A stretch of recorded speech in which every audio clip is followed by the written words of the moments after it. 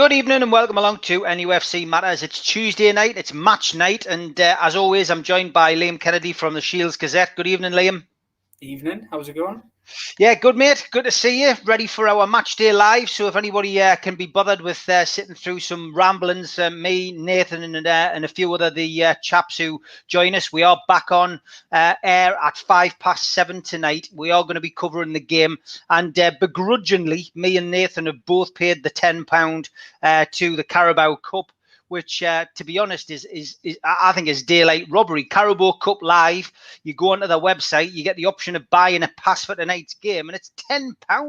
£10. And you know, really, with the way FA Cup game and League Cup games go at St James's Park, that's the kind of price that you know, it's probably a fiver short of what would be paying to go to the game, Liam. It's extortionate, isn't it? Yeah, it certainly is. It's an incredible amount. And I can imagine because everybody's kind of getting into a habit now of watching every single game. For example, if this was at St James's Park and it was a regular season, you might get quite a small crowd there because people generally don't always go to the cup games, not especially the early ones anyway. But everybody's kind of in this habit now of watching Newcastle United on TV because of the situation that we're in. So I reckon they'll make a pretty penny off that tonight, charging £10 each. Because I don't know many people who aren't going to pay it tonight and watch it. Although obviously people might whip the BOQ boxes out and see if they can get it through there. But we'll wait and see. People will be skirting the internet looking for links, etc., before they pay the £10, no doubt, but they will probably get a late surge. And I think if they'd done some kind of offer for football fans and said, look, you know, it's a tenner for the competition, then I think, you know, they would have had a huge uptake and probably would have made a fortune. But to go a tenner for all them games, and I mean, just looking down, I mean, there's, hold on, let's just, while we're on air, 1, 2, 3, 4, 5, 6, 7, 8.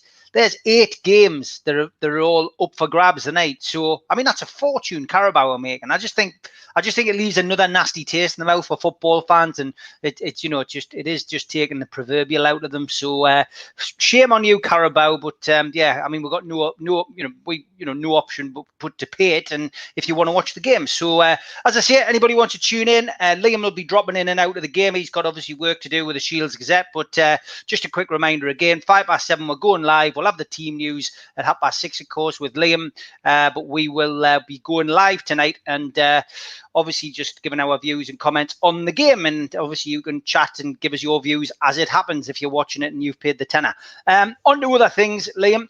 Dan Milne, start off with something I was going to ask you about anyway. Do you think the Premier League were expecting Ashley to take legal action? Now, obviously, since last week, we went on another roller coaster ride with a takeover. We were expecting, you know, great things, expecting the takeover to go through. I think last week when we were on, it was all doom and gloom. You know, even I had given in and just said, you know, look, it's for me, it's all over now. But you know, then suddenly we had this outburst from Ashley. We had the response from the Premier League, and now we've got Ashley parking his tanks on the lawn at the Premier League and threatening legal action, and not just any old legal action. He's got the top barristers involved. And reading little snippets that are coming out today, and you know, from various sources, it seems like Newcastle United have got an excellent case to complain and to not only get the compensation but to get the deal through.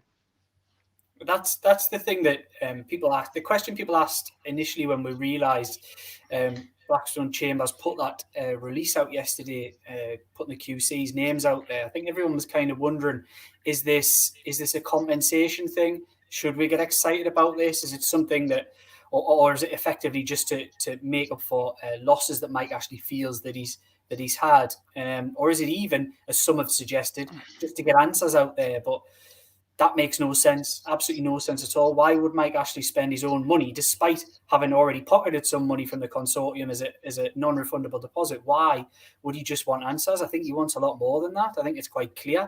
He wants this takeover. It's been clear throughout. We've both been on the record quite early in this process, talking about Mike Ashley's want and his need to get this takeover done, and the fact that he's had legal teams ready to press the button on this, ready to go nuclear. He's had this for quite some time.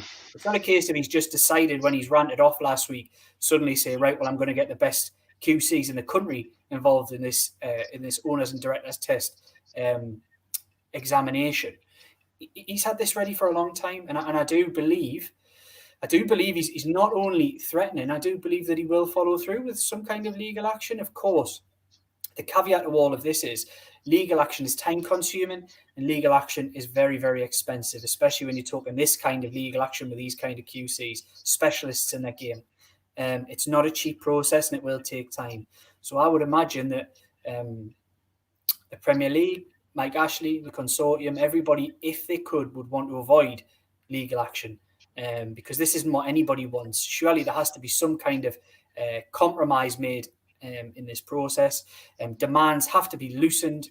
And if they're not, I do believe we will go to court. And I think if things do go to court, I think there'll be a lot of home truths and there'll be a lot of people not wanting certain things to be said in the public domain, which will eventually come out.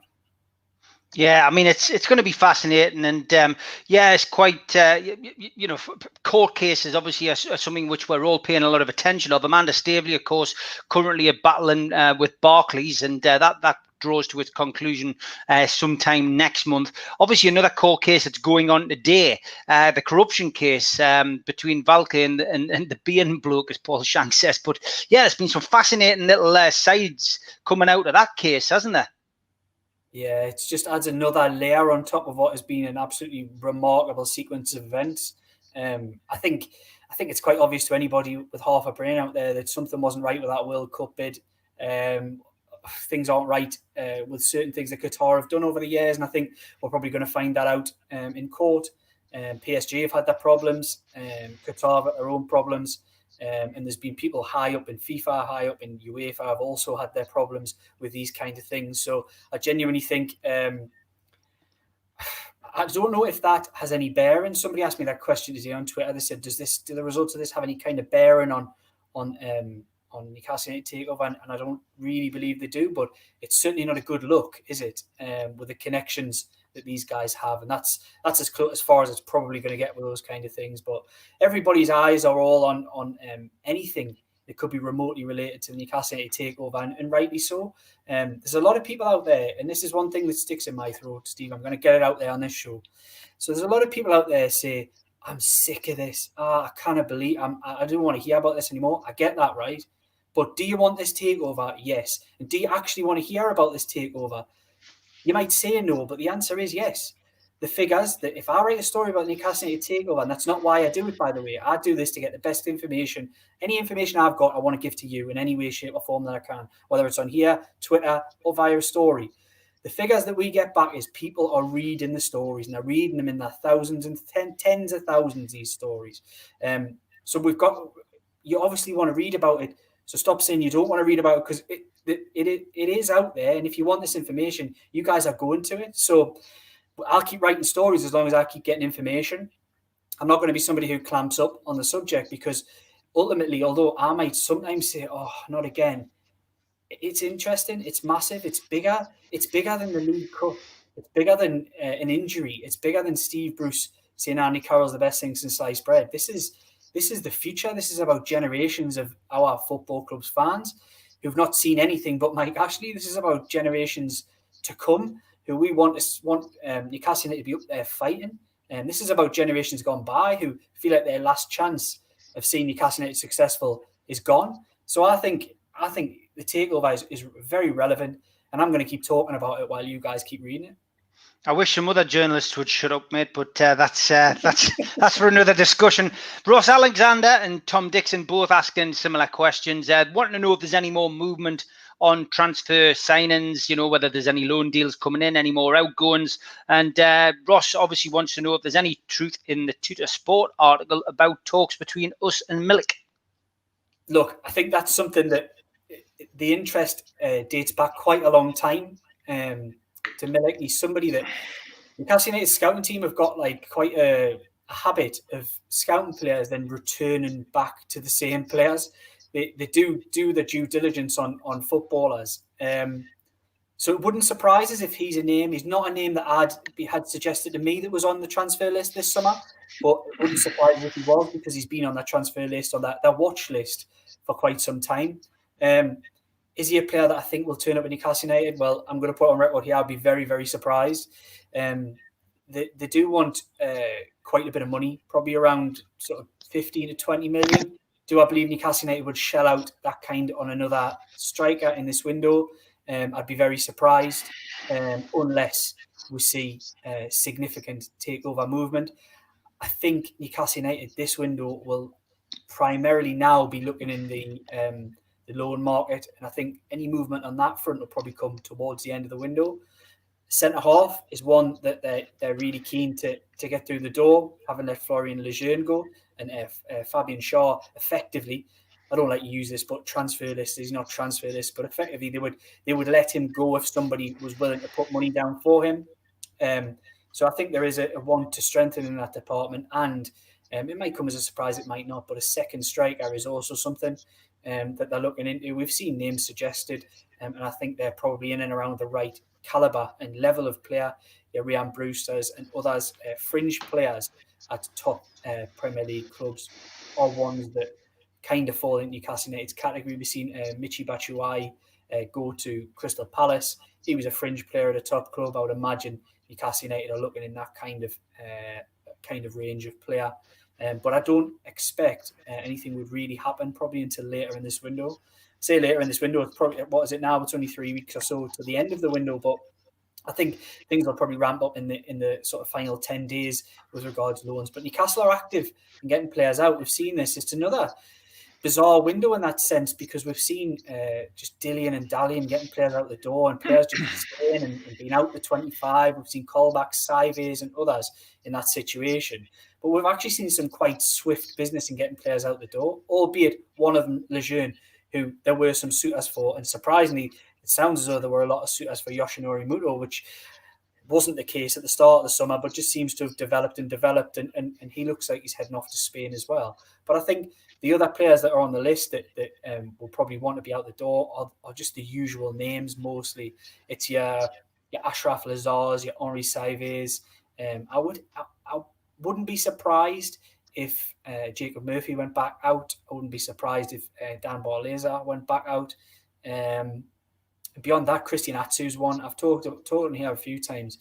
There is keen interest from Celtic, but he's not on mega money at Newcastle, but he's on decent money for the Scottish Premiership anyway. More than decent. He'd be one of the top earners at Celtic, if not the top earner. And I think that could be one thing that stands in the way of Christian Atsu going to Parkhead, but we'll wait and see on that one.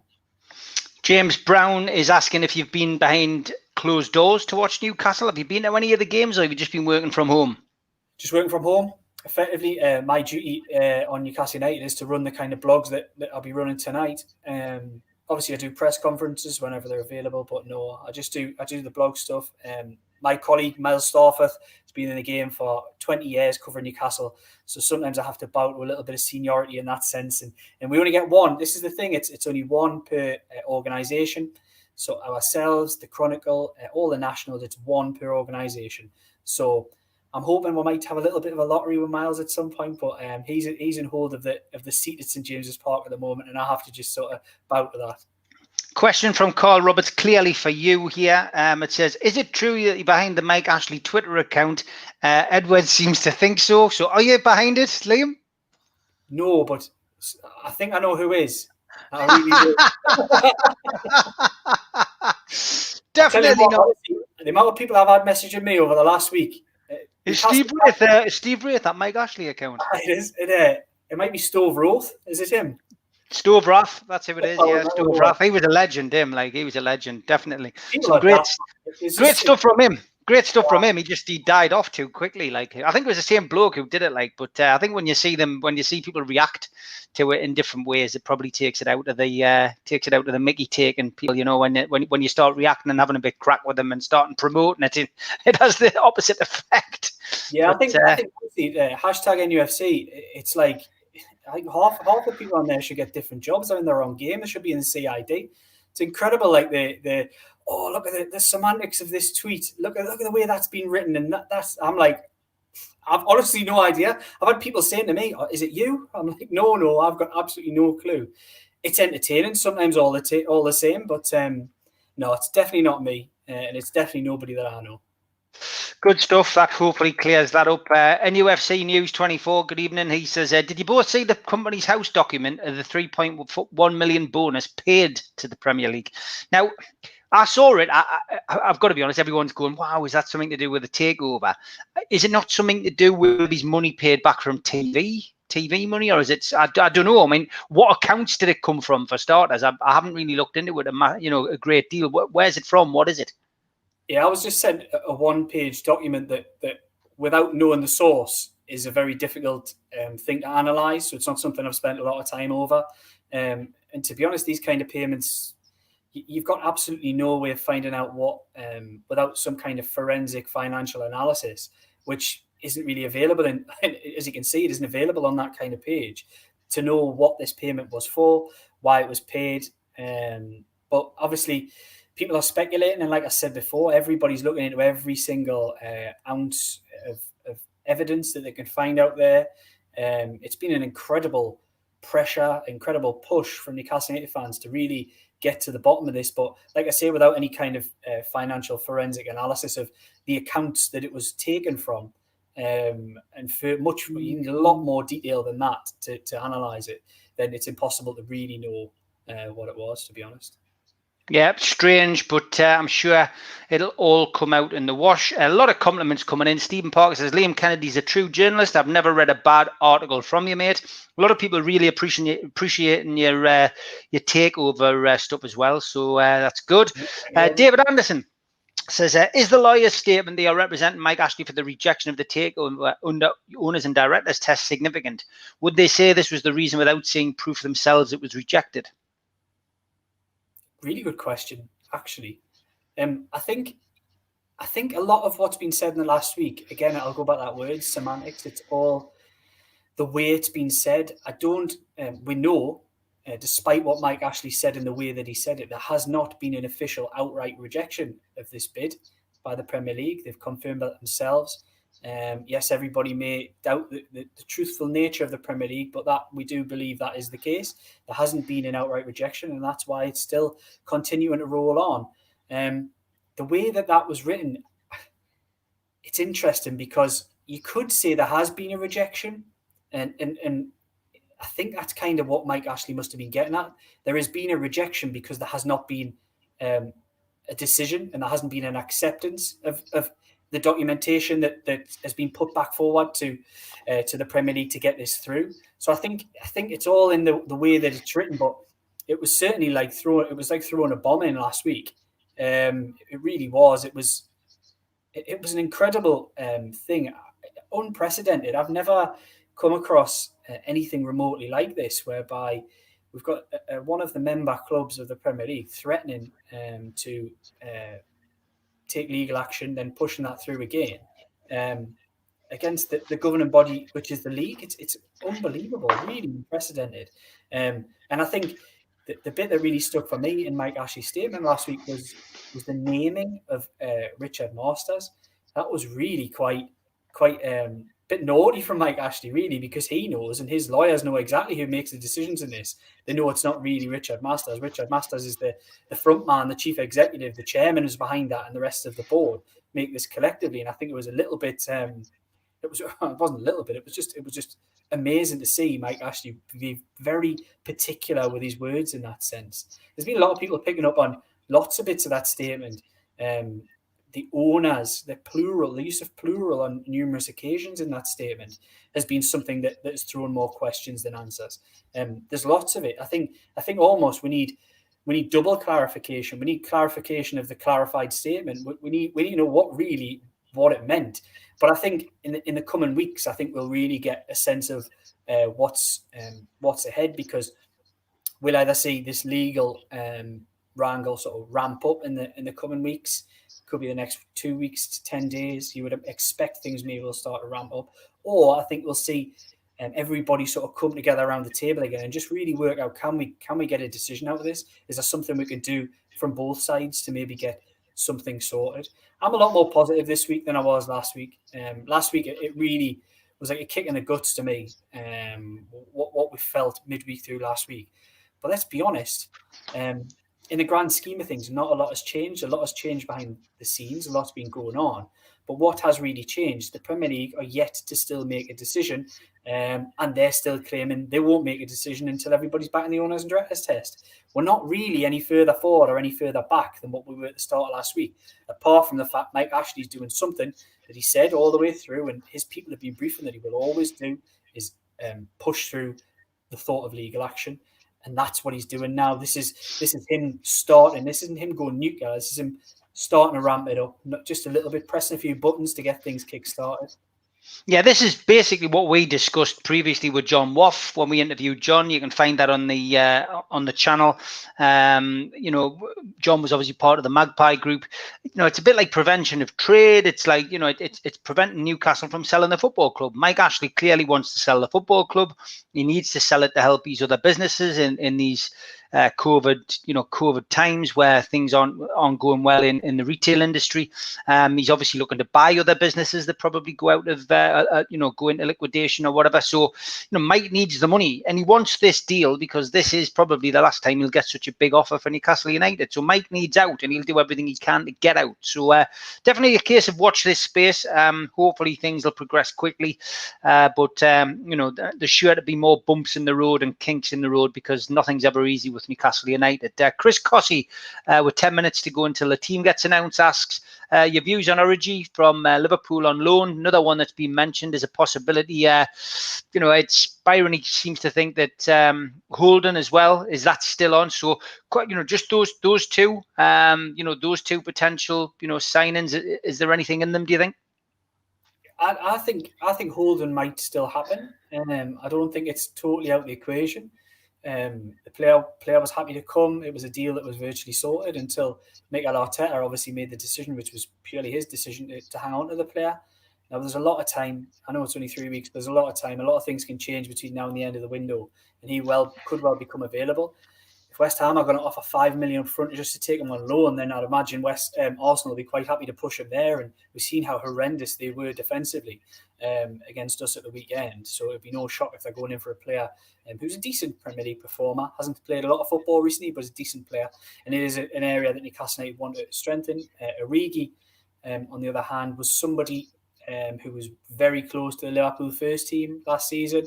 He's basically the next best option when one of their front three is injured. I think Liverpool would definitely have to go something to be letting a player like that leave. It's such short notice in the summer. So I'm not sure he might leave Liverpool, but that's just my guesswork. It's not any information I've been given. But given that Origi was a player that Jurgen Klopp turned to when, say, Firmino wasn't available, or Salah, or whoever it may be, or Mane, I would be surprised if they let the next option leave. Ryan Brewster could be the one who steps in and really takes that bull by the horns, but I still imagine they'll probably hang on to Divock Origi. Mm-hmm. Charlie H is just asking, do we think the Premier League will fold and not let this takeover reach the courts? I mean, there's a lot of talk about, dirty linen being washed in public, a few things that might not want to come out. So I suppose it is possible, but I mean, we don't really know, do we? No, it's impossible to say. And with these things, they can drag out. And that's the thing that nobody really wants to happen, because you've got a consortium who really thought that their feet would be under the table in May. If not before that, the end of April, really wanted to make an impact. And I imagine they would have thought they would have had a lot of plans implemented, things in place now already into this new season. It's probably been very, very frustrating in that sense for them. And for Mike Ashley, he'd already imagined this money being ploughed into half of the high street. So there's a lot of frustrated people around this deal, and the longer and longer it drags out, people are only going to get more and more frustrated and angry. And I think we're seeing a little bit of that from Mike Ashley in the last week or so. Yeah, big shout out to Q-Tech, who make pool tables and snooker tables from Wallsend. They're sponsoring us this month, so big shout out to them. Michael Hurst says, hi, Steve and Liam. Question for Liam, what player has been your best to interview? Yeah, I've said it on here before. I really do quite enjoy the first person I interviewed at Newcastle United was, apart from Rafa Benitez, was the captain Jamal Lascelles, and I quite liked the way he speaks. He's honest, fronts up, quite clear, quite precise. I like his manner, and I can see why. Obviously, he's limited in the sense that as a player, he's not a top Premier League player. He's probably just a middle, if that, Premier League player. But you do get a little bit of a sense that he's a really steady leader. And you can imagine that's the way he is in the dressing room. He's quite an imposing figure physically. Yeah. And I think I quite like that about him. And I would always put him in my back four or back five or whatever it may be, simply because although I don't think he was great at the weekend against West Ham. I thought he got beaten in the air at will. And I think his positioning at times isn't great. He's not great on the turn. He's got real limitations. But I think as a leader, I think he's brilliant. I think there was times last season, whenever he got injured, I think it was around Christmas time, maybe his New Year, there was a lot of fans online saying, oh, well, it's fine. We'll bring our best defenders in. We'll bring Lejeune in. We'll bring Shaw or whatever in his place. And Newcastle weren't the same. They weren't the same without having Lascelles in that back three or back four.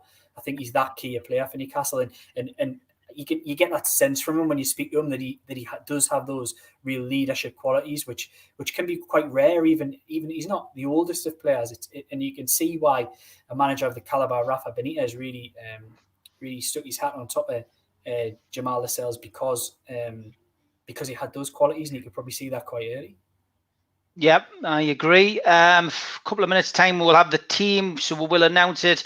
Tom's asking what my thoughts are on Luke Edwards. We've covered it a lot, Tom. I blocked him weeks ago, and all I had was a discussion with him, and it got heated on his half, not on my half, and I just simply told him what my opinion was. He didn't believe the takeover was going to go through. I believed the takeover was going to go through. It was simple as that. But then he started saying that I was lining myself up for a job, etc. And that's it. It didn't get to like a slanging match, but unfortunately now he thinks that I'm behind this account, and it is getting worse. You know what I mean? And I don't like the fact that he continues to go on about me when it's got nothing to do with me. But I've got Luke's number. I might just ring him up and just try and get this nipped in the bud, because he clearly thinks I'm behind whatever's going on, and I'm clearly not. I'm not that kind of person. So just let's crack on, and from my point of view, what I would suggest to people is just, if you don't like what Luke says, do what I did. Just block him. You know what I mean? It's as simple as that. I did the same with Miguel Delaney right at the start of this whole damn bloody takeover situation, where he was ranting on about Saudis and people being beheaded and Khashoggi and all of that. And I didn't really, have any knowledge of that. I'm a Newcastle fan. All I'm interested in is Newcastle United, and that's it. I've got no interest in what's going on in Saudi Arabia. I just want PCP, the Rubens and PIF to buy our football club off Mike Ashley. It's as simple as that. What journalists think really is completely up to them, and they have a story to write, they have a job to do. I'm a fan like everybody watching this show, and I might be slightly more high profile than some other fans, only because I go out and do stuff like talk on the radio, talk on Sky, talk on Talk Sport, whatever. And because I used to do the fans, because I've done this, but it's because, I've got an opinion, and, I put it out there. And now with YouTube and the channel and lots of good mates like Liam and Steve Hasty, Neil Mitchell, and the rest of the people we've brought to the shows, it's nice to be able to have this platform to come out and at least put things straight if something like this blows up, So I would advise people not to hammer Luke, you know what I mean? I've seen everyone hammer, and just, let's just move on. Life's too short, and I just think let's drop the Luke Edwards thing now if people can, and let's just move on. It's probably the best thing to do, and I'm sure you agree, Liam. I do, yeah, Steve. I was watching you there when you were talking about Money Mike Ashley. I was doing a believe in Bruce. I was seeing if it was any little trigger. Fantastic, mate. Fantastic. Lots of people saying this will run longer than Coronation Street. I said it'll run longer than COVID. I certainly think it will. It just seems to be dragging on. It's absolutely crazy, isn't it? At this current moment, yes, I know. Do you think Newcastle will get this takeover considering the legal action? I think yes now. I had that little wobble last week where I know Liam had a little wobble as well. I'm a lot more confident now that Mike Ashley's come out and showed his hand. I believe this will at some point go through. Don't ask us when, because I don't know the answer. It was a big wobble for me. Yours was a little wobble. You were all right a couple of days later. All the way through the weekend, I sat and stewed on this. Took a couple of days away apart from the game itself, just to really mull over everything. And it did eventually come to that conclusion around Sunday that really what has changed. We know the things that have been going on in the background. They've been publicised elsewhere. We've written about them. We've talked about them. So we knew all that was going on. It's all come out now. We've seen a lot of detail where everyone was hoping it would all stay quiet and all this would eventually just blow up when we had a decision either way. Mike Ashley lit that touch paper? Was it him? Was it Richard Masters who lit that touch paper? Speaking with Dan Rowan on the afternoon before Mike Ashley's blast. I don't know. But I'm around to the decision now that I believe this takeover is now more live than it was throughout the month of July. I genuinely believe this is alive and kicking. Things are happening. There is a willing among all three of the buyers to get something done. There is a willingness from a massive fan base to get this deal done. There is a willingness from Mike Ashley to get this deal done. There's a willingness from the government. There's a willingness from Saudi Arabia. There's even been noises from FIFA and UEFA saying they're more than happy for this deal to go through. They're not worried about fresh Saudi money flooding into the Premier League and flooding into their competitions in UEFA and the Champions League or the Europa League or whatever it may be. Every single person, there's MPs, there's fans, there's Twitter, everything. Everybody wants this deal to go through, but the Premier League. And now, what I would say about that is a lot of fans have speculated in recent times with regards, are the Premier League scared? Are they running scared? That kind of thing. And they may well be a little bit, but they're not acting like it. They're certainly not acting like an organisation who are actually scared of what Newcastle United or what Mike Ashley or what the consortium have got. So I do take confidence from the position that we find ourselves in. And I do genuinely believe, as has been the case previously, sorry, Steve, I know you want to announce this team. As recently, yeah. I think Amanda Stavey or PCP, Murdad Hadusi, PIF even, the Rubens, nobody's come out and said it's dead. So it's not dead, is it? It's not dead. And that's what I genuinely take confidence from. Yeah, me too. I genuinely feel that as well, you know. Okay, start lineup. Gillespie in goal. Manquillo right back after his superb performance at the weekend. Kraft, yes, I would believe he is centre half. Clark, good to see him back. Yedlin in there as well. Barlaser, Sean Longstaff, Fraser, obviously debut for him tonight. Almiron, Richie, and Big Joe Linton. So before you go off and write a little bit. It's got a couple more changes than I actually expected, to be honest. I thought they've got the squad to do it. They've shown that it's not the worst team they've ever put out, to be honest. It's if you look at that the final third of the team, it's still an improvement on last season's front line when you're adding Ryan Fraser in there. So yeah, I think it's decent. I think the back line is a little bit patched together. Kraft is in the centre half. Clark's never played since March, is it? Yedlin's certainly on left back.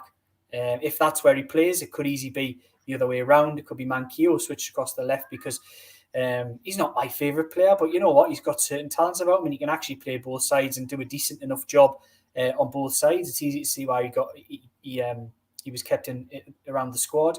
Yedlin, this could be his last game for Newcastle United. He's a player who's out of contract next summer. He's a player who's expressed privately a want to potentially leave the club. And I think this could turn out to be his final game with the final 3 weeks of the transfer window. It's nice to see that's a young, youthful central midfield for Newcastle there with Barlays and Longstaff. Know each other, play together a lot in the youth teams, in the reserves, and both good performers. I like Dan Barlays, I really do. I'm looking forward to seeing him get an opportunity in this team because he can really find a pass. He's a quality performer. He's come late to the game in the sense that he's taken that little bit longer to develop. But I know people like Rafa Benitez were a big fan. And when you see managers of that caliber happy to say that these players have got potential, a decent future in the game, then that's all you need, really. And I think it's not a bad team. Will it win tonight? I don't know. You can never really tell with these games, can you?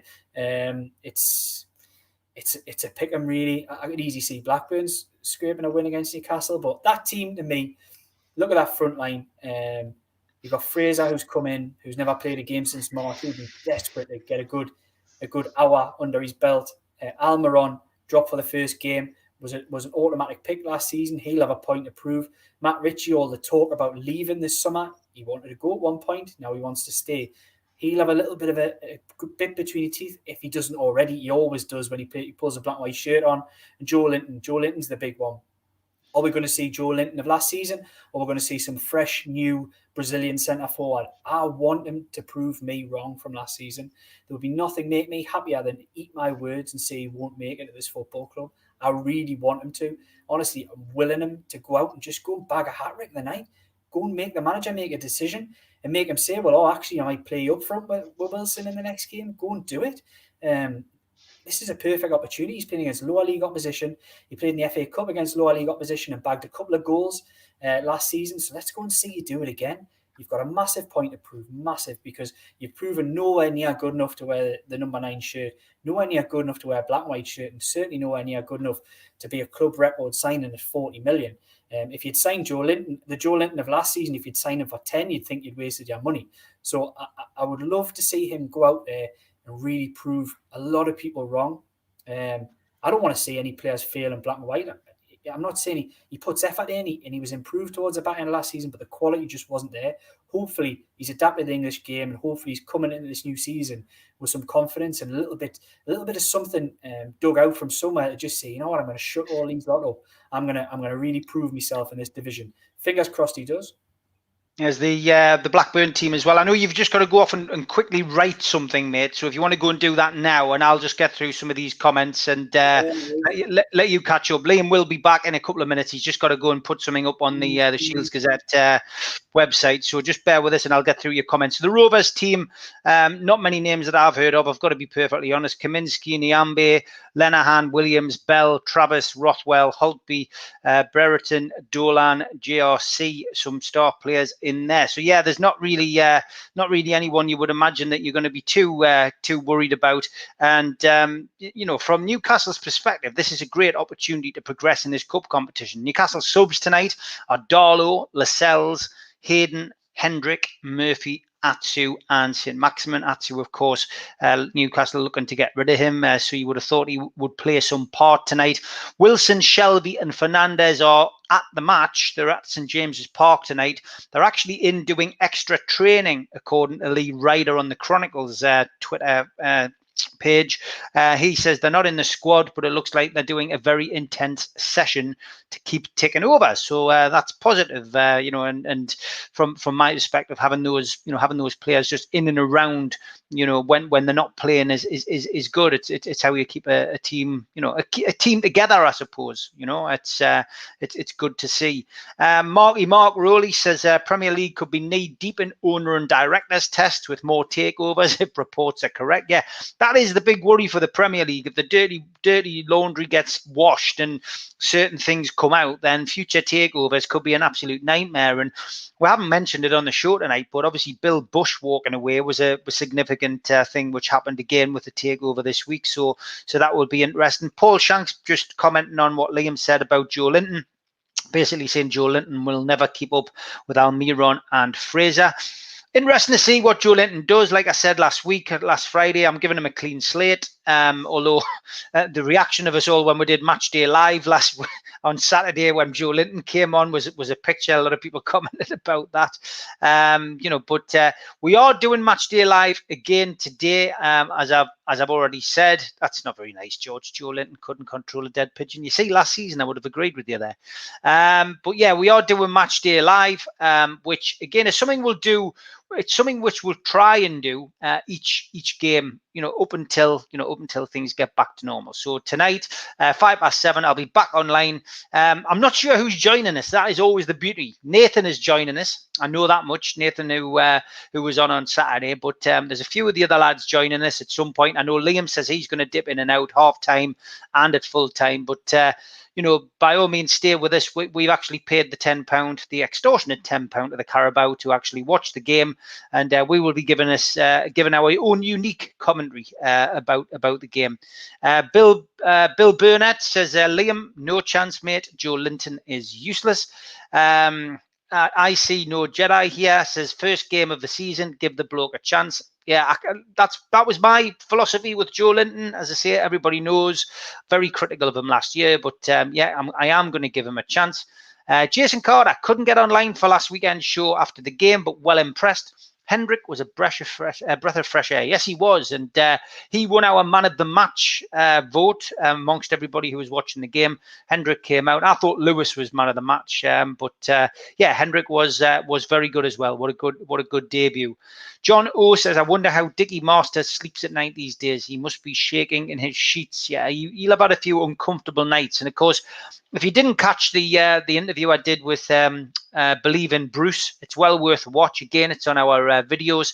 I did the body language of Mike Ashley and Amanda Staveley, which I found very interesting. But if you go on to Believe in Bruce's channel, he actually analyzes Richard Masters in his last interview and makes very interesting viewing. So get yourself onto his YouTube channel. It's only 20 minutes, well worth a watch. V for Vendetta says, didn't Southampton overturn an owners and directors test? They did, yes, and that's something which Newcastle will be looking at quite closely. The fact that there's been a previous case of an overturn is something which is important. But there's a lot of things which will come out, I'm sure, over the course of the next couple of months, and fingers crossed we get the result that we want, which is new owners. Barry Hogan, and he did so well when he came on at West Ham. Did he even touch the ball? He did touch the ball, Barry. He got the ball. He went down on the left-hand side with it. He did get it. Watch the match back. The commentary that we gave, he definitely touched the ball at least once. Well said, Steve, says Michael. Look, I'm a man of my word. If I say I'm going to give somebody a chance, I will. I see no Jedi here, says, for me, Carroll was my man of the match. Good, solid graft. I'm not going to argue. Andy Carroll, again, somebody who I criticised massively last season because I do believe he was a publicity stunt. If we get that Andy Carroll playing week in, week out, Newcastle United will not struggle. James asking if there's any streams for the game. No chance I'm paying a tenner. Just stick with us. You'll have a laugh listening to our crack on here. Just come back on at 7:05 and we'll entertain you, mate. But streams, I think you'll struggle. This thing that we've actually paid a tenner for, by the way, when you read into it, is only one camera in the stand. So we're not even getting bells and whistles here. We're literally just getting one camera in the stand, which is like following the game from left to right. It's going to be like watching a Sunderland game. Troll says, Masters is too arrogant to be shaken. Yeah, you're not wrong. Life goals, Steve, one day, may I join you? Come on tonight, mate. If you're doing nothing, come and do the live show tonight. As I say, we've got no idea who we've got on tonight, but if you're up for it, I can send you the code. The best thing to do is send us a message on Twitter. I'll send you the code and you can come on. Not a problem. Come on tonight. It'll be a laugh. You say anyone's welcome. Barry Hogan, but Steve, you must stop touching your nose. It means the takeover's going through at 3:34 on Sunday. I like it. Are you finished, Liam? Are you done? I'm back. Yep. I'm back. I'm done. Hey, that was great. You weren't even away, but you're back. It's okay. Craig Elrington, Liam, is it only the Saudi deal that Ashley wants? If it does fall through, will he just keep the club or will he look for another buyer? And that was perfect timing with that question, Craig. Liam. Yeah, of course. I think it's difficult to say whether he's ever really taken the club off the market from about 2008. When you look back, he's always been wanting to sell the football club. We had this debate last week. Is he a willing seller? There's always been that big doubt. He's a definite willing seller now.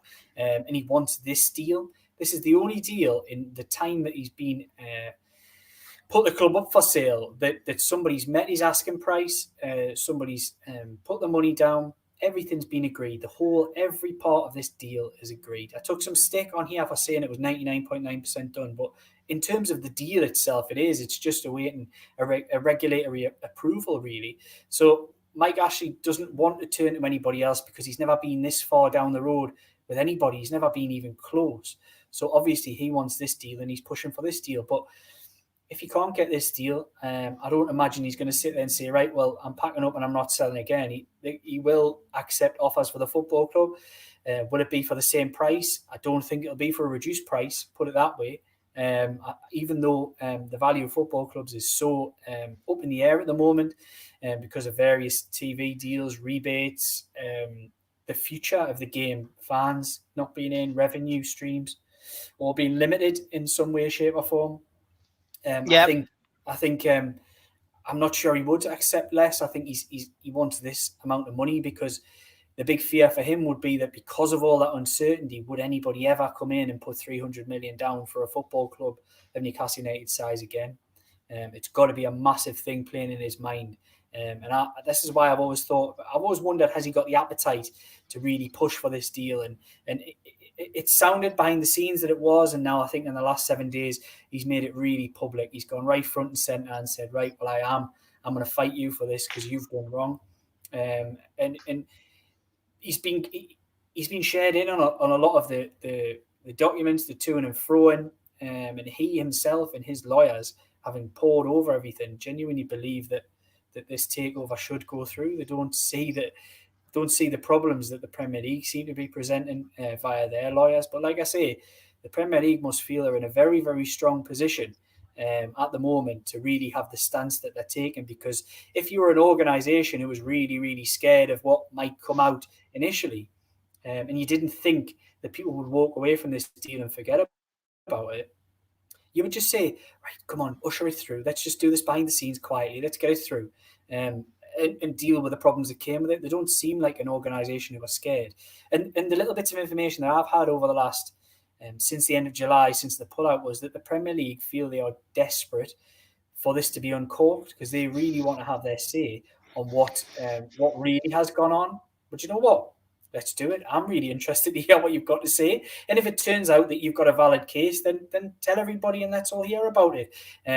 But you have to sort of judge that with the confidence that we've been hearing from the buyers as well, that they genuinely feel that. And Mike Ashley has stood alongside them shoulder to shoulder and said, yeah, you've put together everything. You've answered all their questions and I'm going to fight for you. And I'm going to fight. This is another thing that's come out the last few days. This isn't Mike Ashley fighting for Newcastle United. Let's not pretend that we're all going to stand shoulder to shoulder and fight with Mike Ashley. It's not that. He's fighting for his best interests. I think one reporter this week put it as, his best interests are the sale of this football club for 300 million. That's his best interests. He wants the money. He doesn't necessarily want Newcastle United to be sold to moneybags, Saudi Arabia, and PCP who really get it. And they've proven that they really get Newcastle United and Newcastle United fans. I don't really think he's bothered about that. I think he wants his money in the bank, and that's what he's fighting for. And let's not try and lose. Obviously, we're all for him, and we're all fighting, backing him what he's doing. But let's not lose sight of the fact that I don't think he's fighting for me and you. I think he's fighting for him. Yeah. Alan Hoon, thank you for joining us from Singapore. Been a Newcastle fan since the Andy Cole times. Looking forward to the PIF takeover and some exciting signings going forward. I did see somebody asking about how you become a member. Just go to the top of the page. You'll see member. Just click join. It's only $1.99. It's a donation really to the channel from our perspective. That's great for us, and so many of you have already done that, which is great. It just helps us pay for things like StreamYard. It's over 250 quid, I think, for the annual membership and stuff like that. See, we're doing it all for free. So from our perspective, if you can chuck a little bit back in, that's really nice of you. And thanks to those of you who've already done that. And of course, thanks to our sponsors as well. Always give them a bit of a name check. Q-Tech, of course, have been our first ones to come on board. Jab from the beginning, of course, and Cross Paths, who supply me with some leisure wear as well. So big thanks to all our sponsors. Means a lot. But thanks, Alan. I hope you're enjoying it, and I hope you can join us for the match in about 15 minutes time. Fungo Freddy saying only one camera, one stream, one channel for the match tonight, chaps. £10 a view. Who's the Pirates here? Predictions. A lot of people having their say. Almiron 2 goals tonight. Get it on, lads. What do you see coming out of this game now that you've seen the lineup, Liam? It's not a strong lineup. From our perspective, you look at it and go, Joe Linton didn't do well last season. We're all hoping that he can do well this season, and maybe some of the good fortune, the good player, the good fortune, and the good players, that we've brought in, rub off on him, and there'll be a feel good factor. You've got players on the pitch today who aren't involved, who are doing an extra training session, little things like that. Newcastle win again tonight. It's winning breeds that mentality. You know what I mean? And hopefully it's just the confidence that you need. So, starting with a clean slate, you're looking at it and thinking, we've got people there who can create goals tonight. So, what are you expecting? What am I expecting? If you just look back on the cup ties from last season, they were all pretty much a real struggle, and I could easily see it being one again tonight. Given this is Newcastle's second team, it certainly has a stronger look than second teams Newcastle United put out in the cup before. Given that, like I say, 3 parts of that front 4, as you would expect it to be, were the first choice of last season. So there is strength in that department. I'm a big fan, I've said on here before, big fan of Kieran Clark. I think he's a proper no-nonsense defender. He's a proper centre-half in a back 4. So I've got confidence in the likes of him. Beyond that, the midfield's got a lot to do. 2 talented footballers with a real point to prove. And if you're going to ask us for a score prediction tonight, a 2-1 Newcastle win. That's what I've took. Yeah, I would still hope that Newcastle would progress. Because there's enough quality in that team, enough people with a point to prove, enough people whose nose might be out of joint that they're not in the first team. I count Matt Ritchie's, I count Almiron's, I count Joe Linton's in that category. Enough players who have got experience, Ryan Fraser's, Kieran Clark's, and others, Manquillo. They've got plenty of Premier League experience, DeAndre Yedlin. I would expect Newcastle probably have enough tonight. That's my view on it. Yeah, 2-1 I'm going for as well. We've got a lot of questions coming in, so we'll try and get through these quickly because we've only got 10 minutes left. Martin Bailey's asking, is there anything in the Moussa Marega from Porto being our other striker target, Liam? Nothing I'd heard. Okay, Life Goals says, do you have any insight into the wage situation with the new players? Did Fraser, Hendrick and Wilson smash the old ceiling? Is 100k a week the new normal? Look, I've not seen his contract, but he was on 100k-ish at Bournemouth. I don't imagine he did drop when they got relegated, but I don't imagine he's come here for much less, if any less, is what I would say. And if he is, which again I haven't seen his contract, if he is on that would smash Newcastle United's wage structure. Yeah, okay. Who is the captain tonight? I'm just going down the team sheet. Lee Ryder is always pretty useful. Like, he always puts these kind of things on. Matt Ritchie. Matt Ritchie's the captain. It's on the team sheet. He always puts the official team sheet on. So there we go. 300 million for the club is all Mike Ashley's after. If on the way to selling, he gains a few fans along the way, then bonus. Win-win for him. No illusions of standing shoulder to shoulder next to Mike. Yeah, and I mean, I've done that in the past. Gary Nixon, thanks for taking out a membership, mate. Thank you very much. David Burton as well. I know he mentioned earlier on about Bill Bush. Did he resign or did he just move sideways? I think yes. I think you're right. I think he moved sideways. And people saying that he was supportive of the takeover. My information was that he wasn't as supportive as people may think. So I think it was a good thing. Whether he's moved sideways, he's certainly not in the same job. That can only be a positive moving forward. Another little positive. Chris, who will possibly be joining us after 7 o'clock. Liam, any matching Jason Burton report that Consortium had a meeting with the Premier League, but no resolution was reached leading to Ashley's statement? Anything in that? Look, Jason Burt's a fantastic national journalist, and I'll be honest, he's been absolutely on the ball throughout this. It's not something that had been revealed to me, but it does go a long way to explaining the outburst, the sudden out of nowhere statement that was unexpected. Nobody expected it to come, not even the buyers, up until quite late in the day. So yeah, that would go a long way to explaining, because a lot of the documents, a lot of the pushback from the Premier League has been coming back through Mike Ashley's lawyers.